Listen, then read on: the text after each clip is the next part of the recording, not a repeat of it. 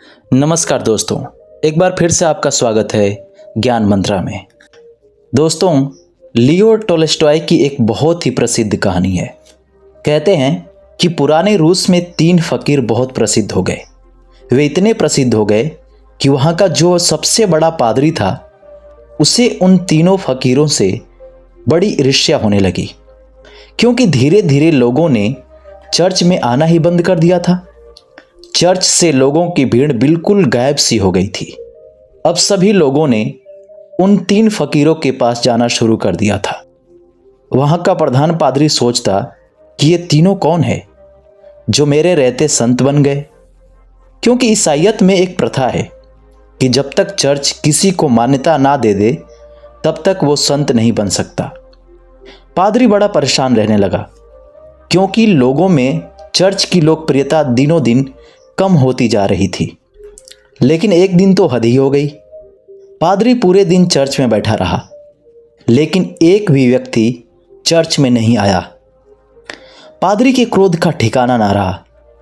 उसने निश्चय किया कि आज तो उन तीनों फकीरों की खैर नहीं। आज तो मैं उन तीनों को सबक सिखा के रहूंगा। वो अपने पूरे पादरी वेशभूषा में तैयार हुआ। उसने सोने का ताज पहना, हाथ में सोने का प्रतीत होने वाला डंडा लिया और चल पड़ा उन तीनों से मिलने। वे 3 एक बड़ी सी झील के उस पार रहा करते थे। पादरी एक नाव में बैठकर झील के उस पार पहुंचा। थोड़ा आगे चलने पर उसे एक बड़े से पेड़ के नीचे 3 सीधे साधे से इंसान बैठे दिखाई दिए। वे तीनों पालथी मारकर चुपचाप उस पेड़ के नीचे बैठे हुए थे। पादरी ने उसके पास जाकर कहा, क्या तुम तीनों ही वो प्रसिद्ध संत हो जिनके कारण लोगों ने चर्च में आना बंद कर दिया है? उन तीनों ने कहा, संत? अरे नहीं नहीं, हम किस बात के संत? हम संत बनने के लायक नहीं हैं। ये तो यहाँ के लोग कहते हैं कि हम तीनों संत हैं। पता नहीं किसने ये झूठी अफवाह फैला दी, जिसे सुनकर लोगों की भीड़ यहाँ आती है। हम तो रोज ही इन्हें मना करते हैं कि यहाँ मत आया करो, लेकिन हम जितना मना करते हैं भीड़ उतनी ही बढ़ती जा रही है। हम इस भीड़ से परेशान हो चुके हैं। ये भीड़ हमें समझती नहीं। हम तो एकांत में रहना चाहते हैं। अच्छा हुआ आप आ गए। अब आप ही बचाइए इस भीड़ से। ये सुन वो पादरी तो खुशी से फूला ना समाया। सोचने लगा, ये तो बड़े ही भोले भाले लोग निकले। पादरी ने पूछा, लेकिन तुम तीनों करते क्या हो?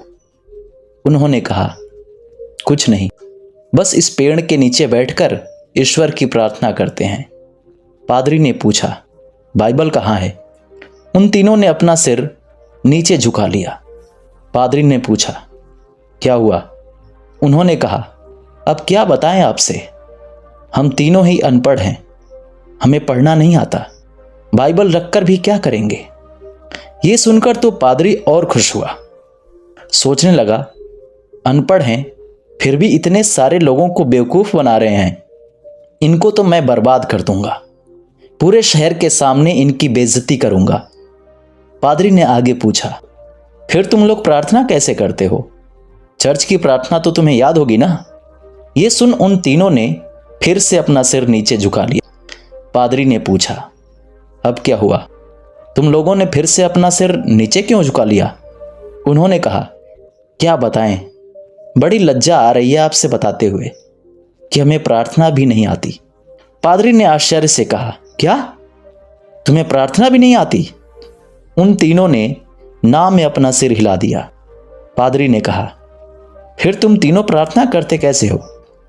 उन्होंने कहा, आपके चर्च की प्रार्थना तो बड़ी लंबी चौड़ी है। हम अनपढ़ों से तो याद भी ना हो पाई, और फिर गलत पढ़ने का कोई मतलब भी नहीं है। इसलिए बहुत सोचने के बाद हमने खुद ही एक प्रार्थना बना ली। यह सुन पादरी जोर से चिल्लाया, क्या तुमने अपनी खुद की प्रार्थना बना ली? प्रार्थना तो सर्वमान्य होती है, शास्त्रों में लिखी होती है, हजारों हजारों साल पुरानी होती है। जीसस को तो प्रार्थना खुद परमात्मा ने सिखाई थी, लेकिन तुम लोगों ने अपनी खुद की प्रार्थना बना ली। उन्होंने कहा, हमसे बहुत बड़ी गलती हो गई, हमें माफ करें। हम अनपढ़ इंसान हैं, हमें कुछ नहीं पता। अब आप हमें जो प्रार्थना सिखाएंगे हम आज से वही प्रार्थना करेंगे। हम आपके पैर पड़ते हैं, हमसे बहुत बड़ी गलती हो गई, हमें क्षमा करें और आप हमें अपनी वाली प्रार्थना सिखाएं। लेकिन पादरी के मन में भी जिज्ञासा जागी कि देखूं तो इन्होंने कौन सी प्रार्थना बनाई है। पादरी ने कहा, पहले तुम लोग मुझे अपनी प्रार्थना सुनाओ। उन्होंने कहा, नहीं महाराज, हम अनपढ़ की प्रार्थना का कोई मतलब नहीं। आप हमें और शर्मिंदा ना करें, आप हमें अपनी वाली प्रार्थना सिखाएं। लेकिन पादरी नहीं माना। इसलिए पादरी के बार बार कहने पर आखिर में वो अपनी प्रार्थना सुनाने के लिए राजी हो गए। उन्होंने कहा, हमने बहुत सोचा, बहुत विचार किया, लेकिन हमें कोई प्रार्थना ना सूझी। फिर हमें याद आया कि ईसाइयत में तो भगवान के 3 रूप को माना गया है, इसलिए हमने इसी पर अपनी प्रार्थना बना ली। अगर आप हमारी प्रार्थना सुनेंगे तो हम पर हंसेंगे। इसके बाद वो तीनों चुप हो गए।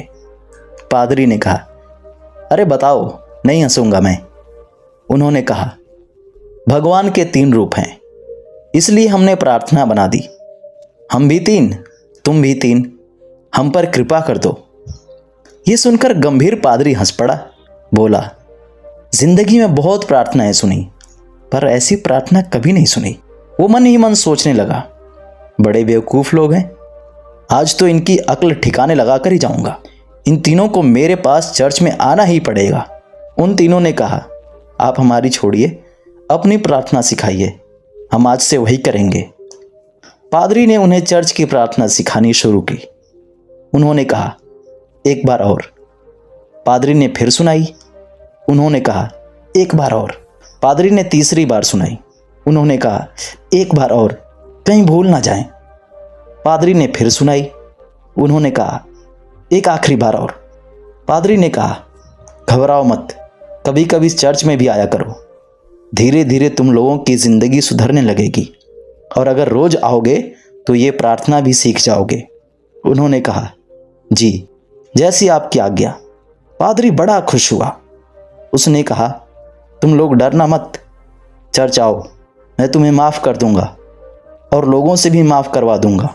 उन्होंने कहा, आपका बहुत बहुत धन्यवाद, आप बड़े महान इंसान हैं। पादरी ने सोचा, चलो, एक झंझट दूर हुई। इन मूर्खों को तो लाइन पे ले आया। वो नाव पर बैठकर वापस जाने लगा। नाव अभी झील के बीचों बीच पहुंची ही थी कि पीछे से कुछ लोगों के चिल्लाने की आवाज़ आई। पादरी और नाव चालक ने पीछे मुड़कर देखा तो उनकी आंखें फटी की फटी रह गई। वे तीनों पादरी को पुकारते हुए झील के पानी पर दौड़ते हुए चले आ रहे थे। वे तीनों पानी पर ऐसे दौड़ रहे थे मानो कोई जमीन पे दौड़ रहा हो। ये देख के पादरी के हाथ से सोने का डंडा छूटकर वहीं नाव पर गिर गया। ये चमत्कार तो आज तक केवल जीसस ने करके दिखाया था।